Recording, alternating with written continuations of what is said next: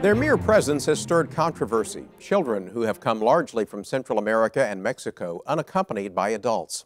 The federal government calls them UACs, unaccompanied alien children. And for more than 1,000 of them, home for now is in an Army barracks at Fort Sill in Lawton. They range from 12 to 17 years of age. Their average stay is 15 days. When they leave Fort Sill, they stay with a relative or a sponsor. Some go to smaller facilities operated by the Office of Refugee Resettlement. Children on their own have been coming across the border for over a decade, but this year as many as 60,000 are expected to enter the U.S.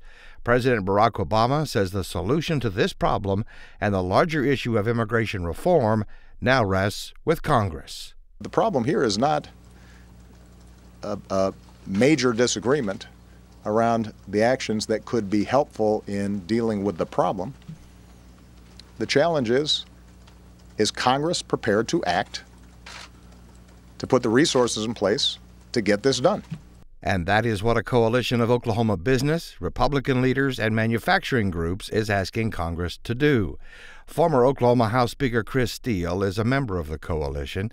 He says Republicans and Democrats know how big the issue has become and recognize the need to do something about it. The decision by Congress to stall and to take no action is simply unacceptable. Being paralyzed by political fear is shameful. The American people deserve better. The business people on the coalition see immigration reform through an economic lens, as explained by Craig Parker, Executive Vice President of Silver Star Construction in Moore. The worker shortage at this time in Oklahoma in our industry is drastic. It's holding us back from growing our company. It's holding other companies back from growing their companies. It's stifling the economy. The faith community sees the issue differently. Reverend Lori Walkie is an associate pastor at Mayflower Congregational United Church of Christ. They will tell you that this is about national security and workers and wages and the GDP. And it is. Immigration is about all of those things. But we are in much deeper water now. We are neck high in a humanitarian crisis. Reverend Walkie agrees with the business leaders that U.S. immigration law is outdated. As it stands, our current system makes it a crime for a person to migrate to survive the drug wars, poverty, and hunger. This is not the golden rule. It is fear and a false belief that building a wall will secure the border. Escape is the main motivator behind the rush of young people to America. In El Salvador, Elizabeth Kennedy has worked since last year, talking to more than 500 of the children who have already been returned home after taking the dangerous trip to the United States.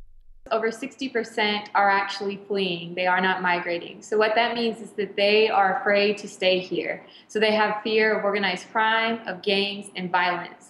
Kennedy is a Fulbright scholar, a doctoral student who has released a new report on life in El Salvador for children. There is no childhood here. There is no adolescence. This is not a place to be a child.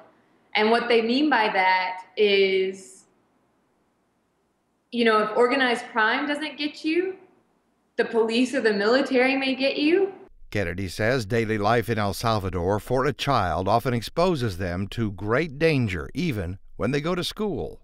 100 of them attend a school that has a gang presence inside. So what that usually means is there is a presence of drugs like marijuana. There's also a presence of knives and guns, and sometimes the school directors or even the teachers are involved in forcible gang recruitment. Gang recruitment generally reaches its peak in El Salvador for boys and girls by the time they reach age 13. Kennedy says of the children she has talked to, most have family already waiting for them in the U.S. 90% of these children have family members in the United States. Over 50% of them have their mom, dad, or mom and dad in the U.S. So the question has to be, why does such a small number then list that as a motivation for their migration? And why do they want to reunify now? According to the Office of Refugee Settlement, 85% of the children will end up reunited with family members. Until that happens, the children need to know what is facing them, and that is where Catholic Charities of Oklahoma comes in.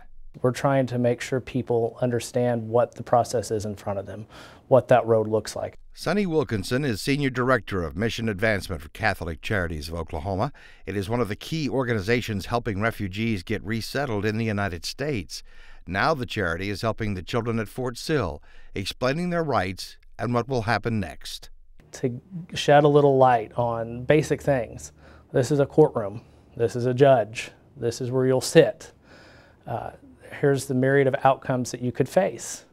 And it may be deportation, it may be staying and reunified with a family member.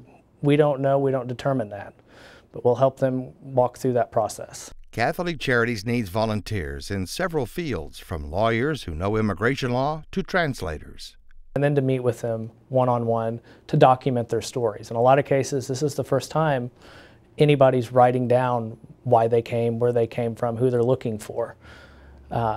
And so we need help doing that. Everyone is a volunteer, since Catholic Charities is doing this work as part of what they already do each year, but now with twice the caseload.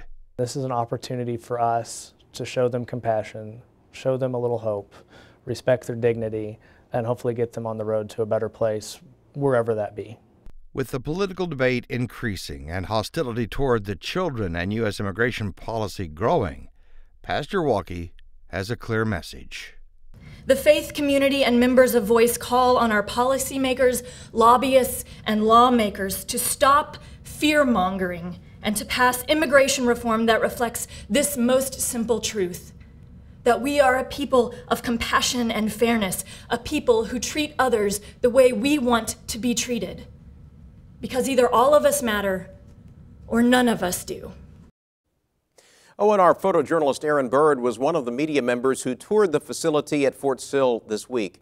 Aaron, describe the location where the children are housed. Well, the location is an Army barracks. It sort of reminded me of a college dorm on steroids. It was extremely large, open rooms, lots of beds, barbed wire fence surrounding it with a thick tarp-like material that you couldn't see through for security purposes. What is the condition of the children there? Conditions seemed real good. They were laughing, giggling. Some of them were dancing. It was, you know, the kids seemed like they were in a pretty good mood, pretty happy, healthy, looked to be well fed, well taken care of. So does it look like they're being well cared for? Absolutely, it looks like they're well cared for. They, you know, like I said, they were walking around. They were pretty happy. Clothing. I mean, I imagine a lot of these kids is probably the first time they've ever had their own pair of shoes, running water. They seem to be pretty happy with the air conditioning. You know, some of these kids probably had a pretty rough growing up, and this very well may have been an upgrade in their lifestyle. You were part of the media delegation that took this tour of the facility. What were other members saying about what they saw? Well, the other members were kind of, you know, some were disappointed in the conditions. I thought the conditions were pretty, I mean, it seemed very clean. It seemed very tidy. There was no awkward smells. I mean, it seemed, you know, it seemed very well taken care of, and the upkeep was very well done. All right. Oh, and our photojournalist Aaron Bird, thank you. Thank you.